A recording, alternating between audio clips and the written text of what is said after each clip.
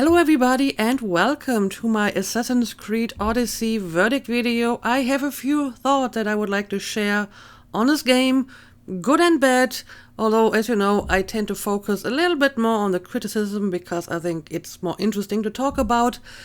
That being said, I do have a lot of good things to say about the game as well.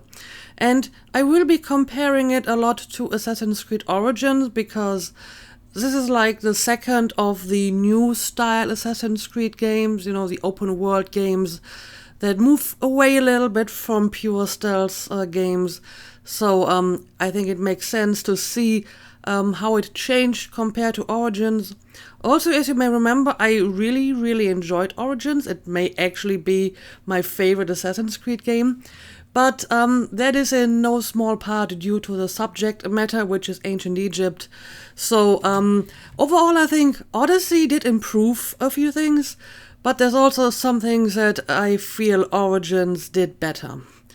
As always, maybe let's start with the technical aspects like the design and the combat and so on. And as far as the overall design is concerned, there isn't really much to criticize. I mean, the game looks gorgeous, the landscapes are beautiful, the cities are detailed and lively, so not much to say here. However, I would say that Origins maybe was a tiny bit better, especially when it comes to details. And Origins included a lot of details that really only were included like once. May I just remind you of that theater practice where the actors rehearsed a play in the theater of Alexandria. Or at some point I met like a procession of worshippers who were carrying a bark from one temple to another. Again, that wasn't connected to any quest, it just happened randomly somewhere in the open world and only in this specific location. And I feel that Odyssey didn't really have quite as much of that. I don't know, maybe I just paid more attention to it in Origins because of the topic, or maybe I just got used to that amount of detail, so I didn't really notice it in Odyssey. But I feel that Origins was a little bit better in terms of detail and visual storytelling. But that being said, Odyssey was still very immersive, so I can't really criticize much here. The music was great, the voice acting was great. Maybe Damus sounded a little bit odd. I'm not sure what that voice actor was trying to do with his voice. It felt a little bit labored. I don't know, maybe he was just trying to sound like a villain. I don't know if he sounds like that as Alexius as well, but it was a bit strange. But overall, the production quality in terms of visuals and audio is so high that it's really hard to find anything to criticize except some minor nitpicking. So let's just move on to the actual combat and gameplay. And I mean, we obviously have a pretty important change here because they moved to a full-blown kind of action RPG system where you had skills that you used in battle. I mean, you had skills before, as in skill trees, I think all the way going back to Syndicate, but these were like passive skills and not stuff you would actually use in open combat. And just seen in isolation, I think the skill system was pretty decent. You know, there was a wide range of different skills, ranged and close combat and passive abilities, and they kinda were connected to how you spec your gear and so on. So there were, you know, levels to it. I would say it was a pretty decent, you know, action RPG system. But you may also have noticed that I didn't really use a lot of skills overall throughout the course of the game. And this has a number of reasons, some of which aren't specifically the game's fault. I would say the most obvious reason is that at some point the hero strike was so overpowered that I didn't really need any other skill. I mean, obviously the second wind was always useful. And the shield bash thing where you could remove your opponent's shield was kind of useful. But for everything like offensive, for attacking your enemy, nothing could beat the hero strike. So why bother with any other kind of ability, right? So maybe making like one skill so overpowered or potentially overpowered, because obviously you kind of have to spec your character that way by maximizing your assassin's damage and maximizing your critical chance and critical hit, and then, no enemy will be able to survive more than like 2 or 3 hero strikes. But in addition to that, another reason why I didn't use a lot of these skills is obviously because I still try to focus on stealth abilities and stealth gameplay, because it's an Assassin's Creed game and I still want to do all the stealthiness that comes with it. And obviously, if you try to avoid combat, you will not need many open combat skills. And there weren't really many skills that you could use for a stealthy approach. Yes, among the passive abilities, but the active ones, not so much. I guess the rush assassination is maybe kinda stealthy, but not really. I believe there was one skill that I actually never tried where you could cause a diversion. I suppose that might be useful for a stealthy approach. But even like the ranged abilities weren't all that useful. I remember that in Origins I used a lot of, bow and arrow in my infiltration. And it usually worked out well because a headshot would almost always kill the target. And people would usually not realize where the arrows came from. So you could kill people with your arrow and still stay undetected.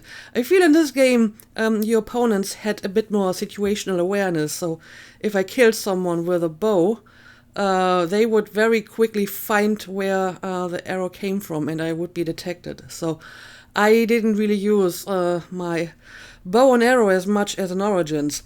So if you really want to infiltrate stealthily, there isn't really much in terms of skills that you can use.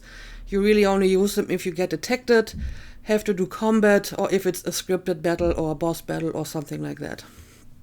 Of course, I further sabotaged the whole combat and skill system by deciding not only to play stealthily but also as non-lethally as I could, which meant that I could use even less of these skills, which were for the most part lethal. But I mean, that's not the game's fault, that I had like a stupid idea and then decided to stick with it for most of the game. Clearly, the game wasn't designed for that kind of playstyle, so I'm not really blaming that on the game. But there's still the fact that the combat system and the stealth system are kinda like competing with each other, and if you want to focus on one, the other part is not going to be all that useful to you anymore. And I feel that is more pronounced than it was in Origins, where I could be a lot stealthier than in Odyssey. However, I would say that both parts, like the combat system and the stealth system, are both pretty good on their own. So I like the stealth mechanics in Odyssey, and I liked the combat system in Odyssey. I actually think the open combat system in Odyssey was better than in Origins. As you may remember, in Origins, I never really blocked or parried. I kind of tried at the beginning and it never really worked. I'm still not entirely sure if that's even part of the game, because somehow I never really got it right. So I just started to evade, and Bayek was always rolling around like some crazy tumbleweed, because that was the best way to avoid getting hit. In Odyssey, the block, parry, evade system was very intuitive and very responsive, and much better than it was in Origins. So I didn't mind the open combat because it actually was quite a bit of fun. But like I said, it does clash a little bit with the stealth system. If you want to be stealthy, then a lot of the combat mechanics are kind of useless to you, obviously. And there's definitely more combat in Odyssey than in Origins. In Origins, you had like a few scripted battles, and very, very rarely you had like a random enemy in a camp or whatever that you couldn't assassinate. But that didn't really happen all that often. It happened a lot more in this game, at least in like the first half of the game. Again, if you kind of focus on your assassin's damage and so on, it becomes a lot easier to just assassinate everybody. So at the end, doing critical assassinations would pretty much kill everyone, so that wasn't that big of a problem anymore. But yeah, like I said, I think both the stealth system and the combat system were fine, but there was a bit of a conflict between them that is becoming more and more obvious in Odyssey as opposed to Origins. But still, overall, I would give the combat and gameplay system a thumbs up because, I had fun for the most part. So maybe next let's discuss another aspect of the gameplay, which also ties in a little bit to the story and narrative elements, which I will discuss in more detail later. And that is basically this whole mechanic of, faction wars and conquest battle, where you could weaken the influence of a leader, then remove the leader, fight a conquest battle, and win their region for the other faction. Or even for the same faction that you just weakened if you wanted to, which was kind of weird. And again, you may have noticed that I didn't really participate in that mechanic all that often. Sometimes it was required for a quest, but other than that, I would, sometimes weaken the nation leader, then I would recruit the nation leader, and then I would just completely ignore the conquest battle because I honestly didn't care who would rule the region, whether it's Athenians or Spartans. And I was just, interested in recruiting as many nation leaders as possible, which is also not really how the game is supposed to be played. So again, I was kind of sabotaging the whole mechanic. I just kind of thought it was funny to have all these nation leaders in my crew. And I thought it would have been even funnier if not doing the conquest battle would mean that a region doesn't get a new leader. Sadly, that's not the case. They would just replace the leader at some point, even if you skipped the deciding battle at the end. And that's kind of a point. Since everything is just getting replaced, the leaders, the mercenaries, at some point it just feels kind of pointless in doing so because you're not getting anywhere.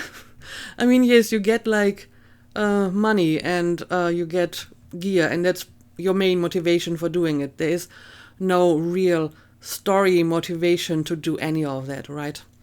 And that's another point. At first, when I saw that there were two factions fighting each other and you could fight on one side or the other, I was like, oh dear, at some point I will have to pick a side, because that's usually what happens in RPGs. You have different factions and then you have to decide to back one of these factions. So in that regard, I was actually kind of glad that the game didn't go that way. You didn't have to pick a side, and honestly, I don't think I would have been able to decide which side to back. And they set up Cassandra in a way that she could theoretically go both ways. She was born a Spartan, so that would be reason for her to back Sparta. But given her history with Sparta, she also had good reason to say, they betrayed me, so I will completely crush them. I want to have my revenge on them. So you could theoretically go for either side, or you could say, I don't care, I'm a mercenary, I'm a Mystius, I don't work for either side exclusively, I just, work for the money or whatever. Of course, you could say, if you're standing in the middle, not picking a side, you really stand for nothing except your own greed or whatever. And since this is an RPG, I'm pretty sure a lot of people would have liked to roleplay that aspect a little bit more. And that's the point. You can't really, because while you can choose to win every conquest battle in the game for Sparta or Athens if you want to roleplay your Cassandra that way, The main story will still require you to work for both sides depending on the situation. So the main story definitely leans into the whole mysterious aspect and tells you that, Cassandra doesn't really take a side here. She will work for Pericles and Athens the one moment, and she will fight on the side of Sparta with Brasidas and so on in another moment. And for me, that worked out just fine. Like I said, I was happy that I didn't have to pick a side in this game. But I'm pretty sure that some people would have liked to roleplay that and say, my Cassandra or my Alexis is a diehard Spartan and she wants to help Sparta win the war. Or the opposite, and say my Cassandra believes in Athenian democracy and she wants to destroy Sparta for what they did to her. Again, you can't really do that because the main story forces you to work for both sides. So, because of that, this whole faction conquest thing felt a little bit pointless because you weren't really achieving anything. You weren't helping Sparta or Athens. All it was to give you money and gear, like a Mystius, which, okay, I understand, but I feel that some people are probably disappointed that they can't really pick a side if they had wanted to. And finally, maybe a few assorted thoughts on different aspects of the gameplay. One thing that I liked was that you could customize the look of your gear independently from the actual stats. So Cassandra was wearing all kinds of different armors throughout the game, but I always made it look like her original outfit because, I don't know, I just thought that was a very iconic look and I wanted to have her a consistent look throughout the game. So she never really changed it unless I was specifically changing to a different set with different specs. I had my warrior outfit that I made to look more like an actual warrior armor. But even that I kind of stopped using and upgrading at some point because while it was useful to have in some degrees, since I mostly fought battles with my hero strike, which was dependent on assassin's damage, I very quickly realized that it actually made no sense to switch into my warrior outfit for combat because the hero strike was just more useful in my assassin's outfit. So why waste any resources on upgrading my warrior outfit? But the idea of having different sets and the concept of visual customization definitely gets a thumbs up. Then there was the ship combat, which was fine. Maybe not my favorite part of the game, but I don't really have much to criticize about it. Something that I wish that was in the game was not necessarily a codex as such with additional information or whatever, but a place where the game stores the different letters and notes that you found. I mean, yes, some of them actually went into your inventory and you could read them there. But a lot of them could only be read when you were picking up the note, and sometimes this was like in a restricted zone and you had to read it while still being worried about getting detected. So I wish they would have like a place where all of the stuff that you found that you could read was stored and you could look at it later when there was a bit more time to do so. But yeah, I think that's pretty much all I wanted to say about the general gameplay. Overall, it gets a thumbs up from me. Points of criticism would be kind of a conflict between combat and stealth, and the fact that some of your side activities feel slightly pointless because they're not really going anywhere. Leaders get replaced, mercenaries get replaced. There's little motivation for you to do any of that except the rewards for it. And while I personally like the fact that you didn't have to pick a side in the faction wars, I'm pretty sure some people are disappointed that you can't actually pick a side because the main quest makes it impossible. But yeah, let's maybe go and talk a little bit about the story, as in the main story and the surrounding stories. And overall, I think this is actually a part where this game is better than Origins. I mean, Origins had a very basic Assassin's Creed story. It started with the murder of someone you loved, and then, a quest of revenge, and while you were on that quest of revenge, you stumbled into this huge conspiracy and were caught up in political events. And in the meantime, you were hunting for various precursor artifacts. So that is kind of like your generic Assassin's Creed story, right?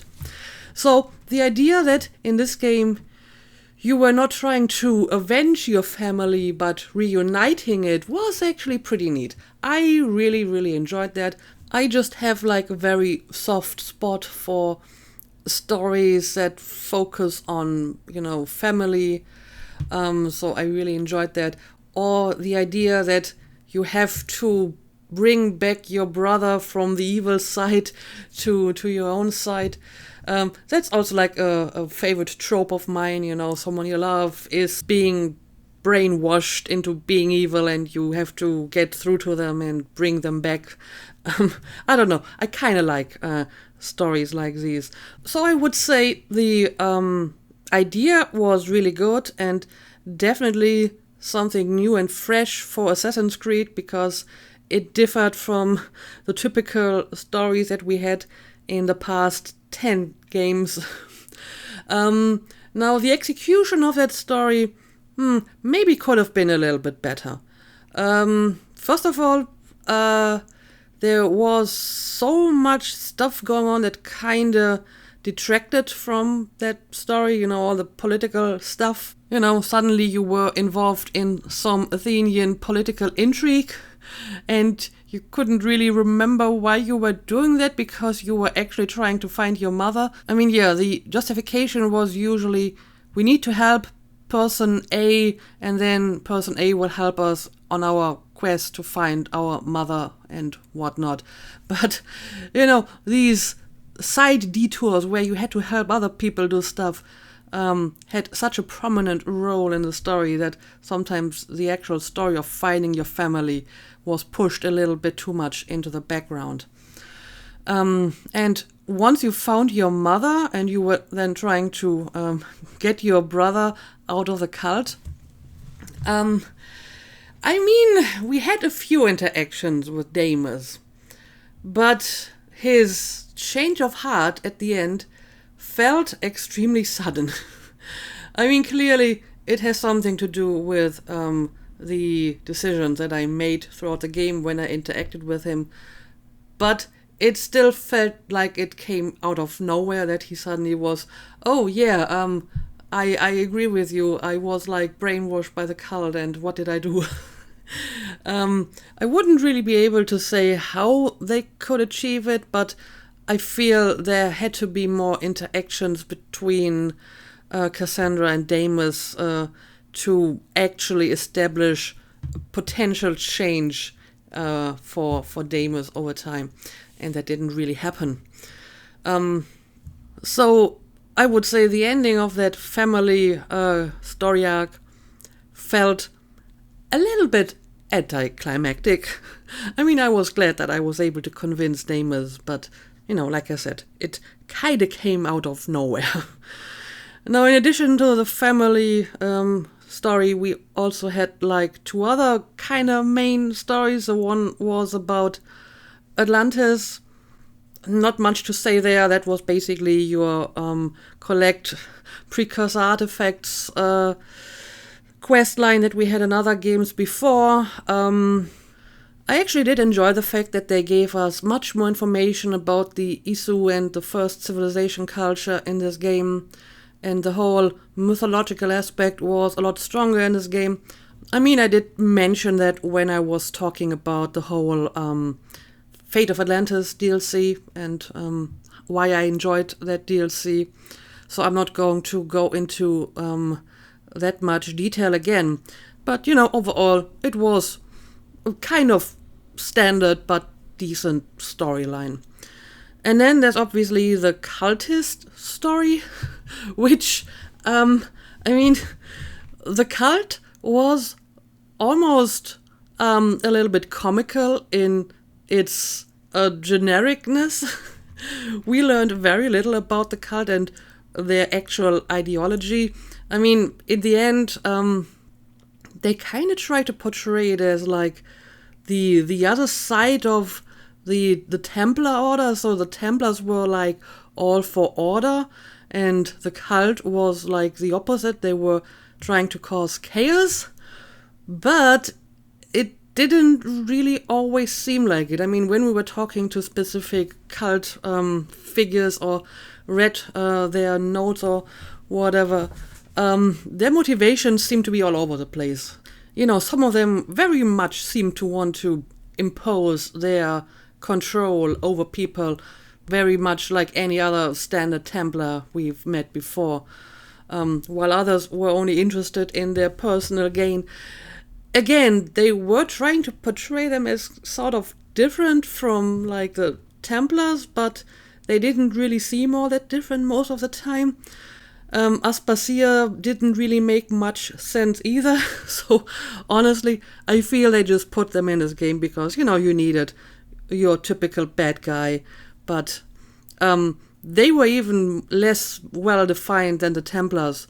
And I mean, the Templar order already is kind of inconsistent in itself. I mean, in some games, you can kind of see that they have sort of a philosophical core and an ideology they want to impose on people. But in other games, you have people like the Borgia who are clearly only interested in their own personal benefit. So I feel that the cult didn't really come across as that different than the Templars, just even more inconsistent in their ideology. So I understand that it really only was there because you kind of needed an enemy, but they were not a very convincing enemy in the way they were portrayed. So overall, I would say the family quest line was the best quest line of the three main stories. Then the Atlantis quest line, and then the Cultist quest line, which I feel had more of a functional use than an actual narrative use. So that wasn't really all that interesting. But either way, when we're talking about the story, obviously we have to talk about the other major change they made in this game compared to Origins or all the previous games. And that's the fact that you have dialogue options and decisions. So they're moving more into the area of a proper role-playing game. So the obvious question is this a good role-playing game? And, well, I mean, I would say when you talk about role-playing, there are two different aspects of it.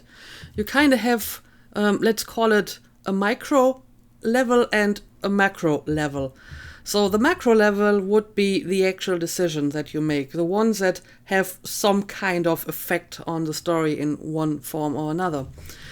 And the micro level is just the options the game gives you to make your character different or unique, you know, to actually role play your character.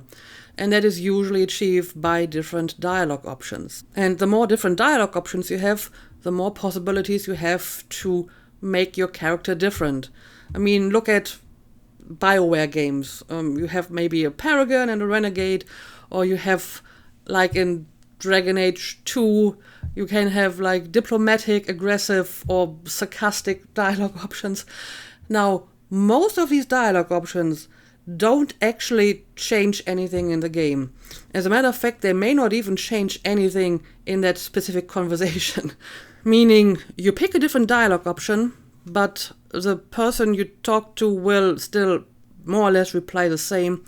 And in the end, the conversation will end in the same way, regardless of what dialogue option you pick.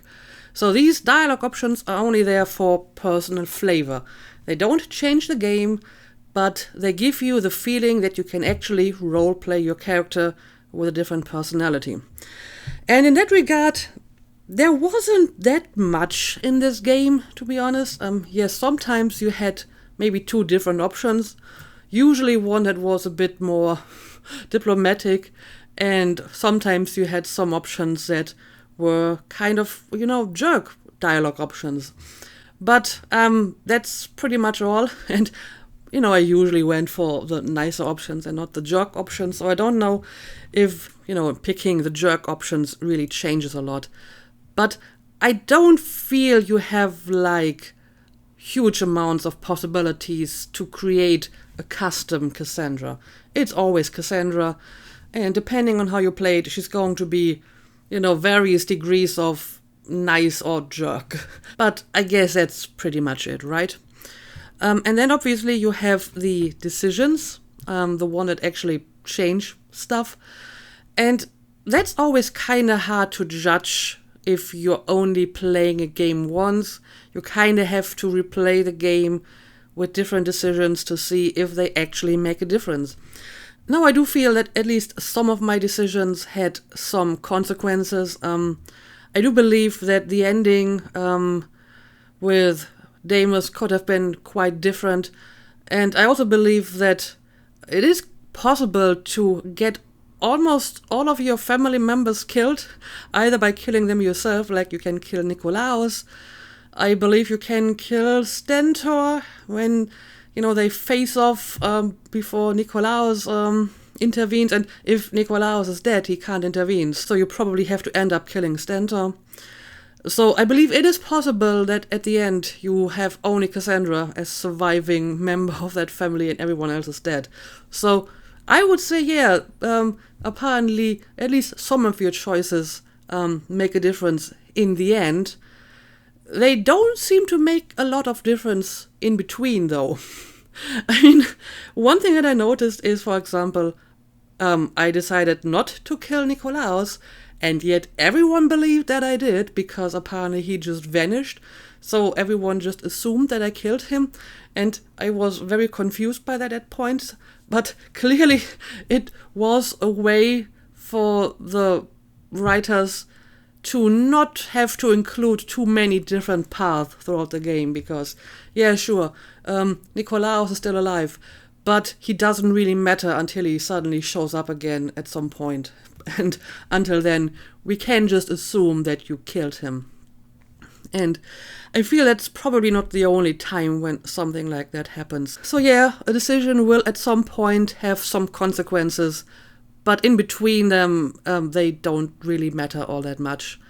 And to be fair, that is not really unique to this game. A lot of other decision-based games kind of work on the same premise, that they try to minimize the, different paths that can occur based on your decisions, and maybe only like one or two scenes will be slightly different.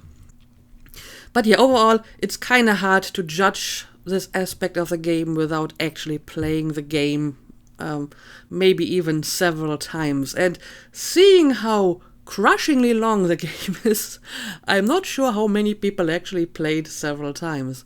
I mean, I guess some people do, but I probably won't. I mean, I wasn't even able to finish all the quests that were still open. Which is, I guess, another thing you could say about the game, that it is overwhelmingly long. I wouldn't even say it's too long, because I feel it's kind of weird to criticize a game for having a lot of content, and in the end, you don't have to do all these quests. If it's too much for you, just skip some of them like I did. Nobody's forcing you to finish absolutely every quest in this game, so I honestly wouldn't criticize a game for having too many quests. Just ignore the quest that you don't want to do. But I can see how the amount of content would be overwhelming to some people, and how it might put off some people from the game, because there's just so much to do that they don't know where to start and where to continue, and it kind of, drives them away from the game. So I would say in that regard, you could argue that it has too much content, because it might just completely overwhelm some people, even if obviously you don't have to do all of them. All right, maybe let's also talk a little bit about the quote-unquote romances in this game, because with the choices also came romantic choices. So you could decide to pursue quite a few relationships, but obviously they were all pretty rudimentary, to say the least. The only relationship that actually had a little bit more focus was sadly the one that was also kind of the least interesting one. It was the one that you couldn't choose, with the guy who was so forgettable that I honestly don't remember his name anymore. The one from the DLC, the one who died, and it was all very sad. That was the only romance that could actually be described as one, and the only relationship that actually seemed a little bit deeper. But sadly, it was also the one that I enjoyed the least because, I didn't choose it, and because I felt that it actually lacked proper chemistry between Cassandra and the guy. I honestly forgot what he was called. I'm sorry. But yeah, let's talk about the actual main game romances. Now, since they were so rudimentary and kind of without any deeper consequences, I, for the most part, went along with, well, almost all of them. I think there may have been a few that I turned down. But overall, I thought, if there are no real consequences to this, let's just try them all. However, I would say there were at least some relationships that were a bit more interesting than others. On the one hand, the banter between Alcibiades and Cassandra was always very entertaining. I wouldn't really call it a very deep or romantic relationship, but it was funny, so I enjoyed that a lot. As for more or less proper romances, there were two that I would specifically pick out for being a little bit more interesting. Those were the ones with Taletas, or alternatively Kira, I suppose, because I think you can romance one of them, but not both of them. And the other one would be Roxana, the girl that we fought that tournament with. I feel those two couples, Cassandra and Taletas and Cassandra and Roxana, they had good chemistry. I could see how they would make, a good couple for a longer relationship. But, the rest was just short-term fun and one-night stands. And you know what? Why not? Not every relationship has to be this grand romance that lasts forever. So I actually like the fact that you could have all these short-term romances without any deeper commitment. So while you could argue that these relationships lacked some proper depth for the most part, I actually didn't mind them. I enjoyed them for the most part. Anyway, maybe as a final thought on the game and something that I really enjoyed about the game, I definitely liked Cassandra as a protagonist. I don't know how the game is different if you play it as Alexios. I'm guessing they will have 99% the same dialogue, so it's probably not all that different. But just having the option to play a female assassin from start to finish as the main protagonist was a fresh and new experience, and I'm glad that they finally decided to go this way. Obviously they still didn't want to go the route of having a sole female protagonist because you can choose to play a male one, but honestly, I can live with that solution. That is not a problem for me at all. So, you can be sure that I will also be playing the female option in Valhalla once the time comes. And yeah, I think that's probably all that I want to say about it.